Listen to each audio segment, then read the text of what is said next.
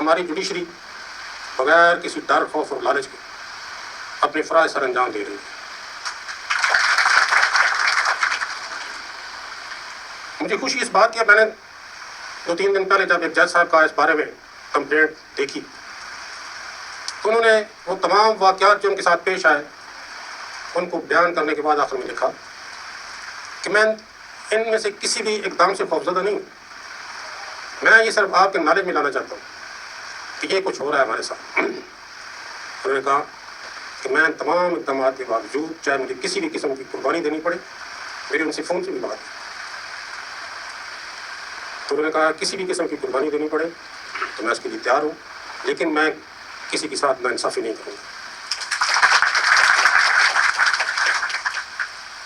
مجھے اس بات کی انتہائی خوشی ہے. ان کے ان الفاظ سے میرا خون 1.5 کلو بڑھ گیا. مجھے فخر ہے اپنے ڈسٹرکٹ جوڈیشری.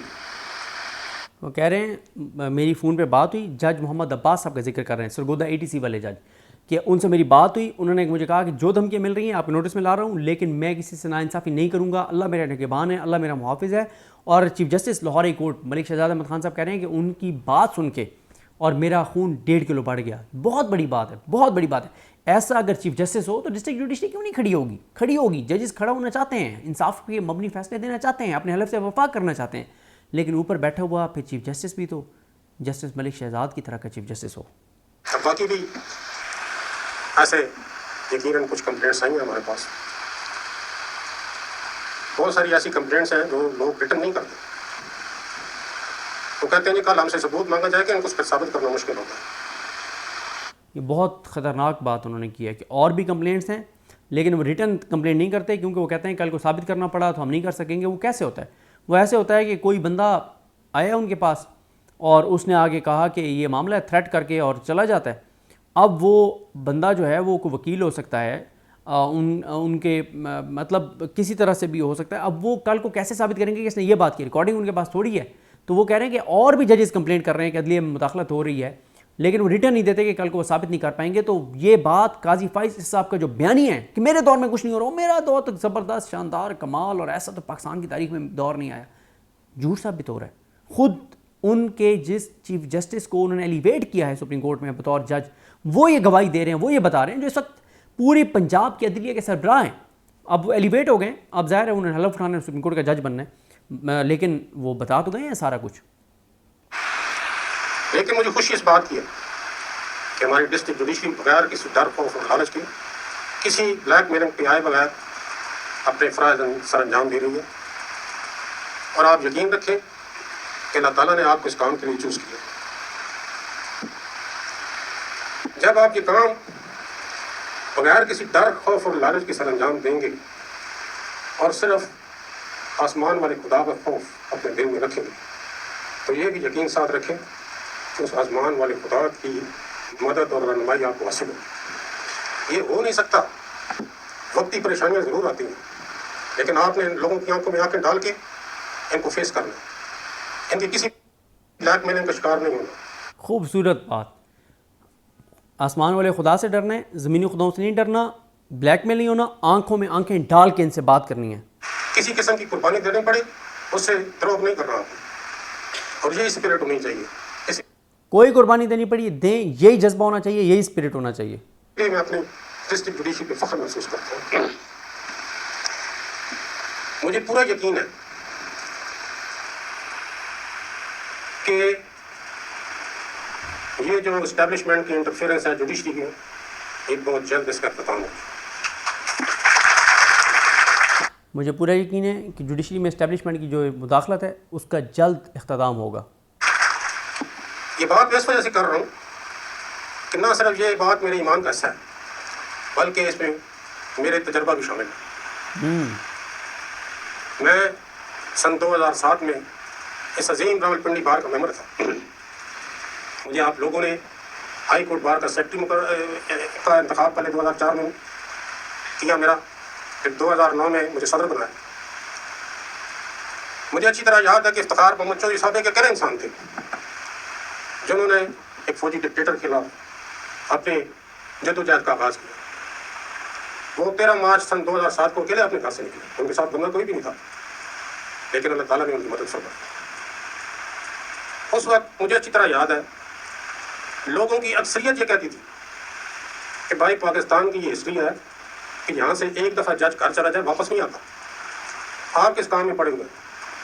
لیکن یہ کریڈٹ راولپنڈی بار کے ان کا یور نڈر وبھاگ وکیلوں کو جاتا ہے جنہوں نے اپنے قدم پیچھے نہیں ہٹائے. اسی طرح اس کا کریڈٹ پورے پاکستان کے وکیلوں کو, پورے پاکستان کی عوام کو جاتا ہے. اور آپ اس کے ثمرات دیکھیں کہ اس تاریخ کے بعد نہ صرف یہ ہوا کہ اللہ تعالیٰ نے افتخار محمد چودھری صاحب کو, ان کے تمام ساتھی جج صاحبان کو ریسٹور کیا, ایک ناممکن کو ممکن کر دکھایا, بلکہ آج ہم اس پاکستان میں, اس ملک میں سول گورنمنٹ کے سب سے لمبے دور میں سے گزر رہے ہیں. پہلا سب سے لمبا دور سول گورنمنٹ کا جب پاکستان بنا 14 اگست 1947 کو, اس کے بعد 8 اکتوبر 1958 تک رہا. آپ پاکستان کی ہسٹری اٹھا کے دیکھیں, 8 اکتوبر 1958 کے بعد کبھی سول گورنمنٹ کا اتنا لمبا دور نہیں رہا. وہ 11 سال ہو جو کچھ مہینے, 1 مہینہ ہے, کچھ ہفتے. آج اپنے اس تحریک کی وجہ سے, آپ نے اس اسٹرگل کی وجہ سے مارشل لا کا راستہ ہمیشہ کے لیے بند کر دیا. اس ملک کو مارشل لا کی لعنت سے جان آپ نے چھڑوائی. مارشل لا کی لعنت, لفظ چیک کریں کتنے سخت الفاظ ہیں. اور آج ہم سول گورنمنٹ کے ثمرات سے, چاہے وہ جیسی بھی ہے, لوگ کہتے ہیں کہ نہیں جی ابھی بھی وہ اس طرح کی آزاد گورنمنٹ ہے, نہیں ہے, میں اس پہ تبصرہ نہیں کرتا, لیکن کم از کم مارشل لا کے اس لعنت سے آپ کو آزادی ملی ہے. اسی لیے میں آج کہہ رہا ہوں کہ ہماری جوڈیشری جو آج اسٹرگل کر رہی ہے اسٹیبلشمنٹ سے جان چھڑانے کی, اسٹیبلشمنٹ کے انٹرفیئرنس سے جان چھڑانے کی, اس کا مقابلہ ہم سب نے دلیری سے کرنا ہے, جرأت سے کرنا ہے, بغیر کسی خوف کے کرنا ہے. جرأت سے, دلیری سے, بغیر کسی خوف کے مقابلہ کرنا ہے, اور عدلیہ میں اسٹیبلشمنٹ کی مداخلت کو بند کرنا ہے, روکنا ہے اور ختم کرنا ہے. اس ایمان کے ساتھ کرنا ہے کہ انشاءاللہ یہ انٹرفیئرنس جلد ختم ہو کے رہے گی. میں آپ سب کے لیے دعا گو ہوں, اور اس موقع پہ میں اپنے سارے پاکستان کے وکیل بھائیوں کا بھی مشکور ہوں. مجھے جو 3 مہینے کا ایک عرصہ ملا, میں اس کے لیے اپنے آپ کو خوش قسمت سمجھتا ہوں بطور chief justice Lahore high court اپنے فرائض سر انجام دینے کا. اور اس سلسلے میں مجھے اپنے تمام ہائی کورٹ کے بھائیوں کی, ساتھی جج صاحبان کی, بہن کی بھرپور حمایت حاصل رہی, ہماری یونٹی رہی, یہ اللہ کا بہت بڑا شکر ہے.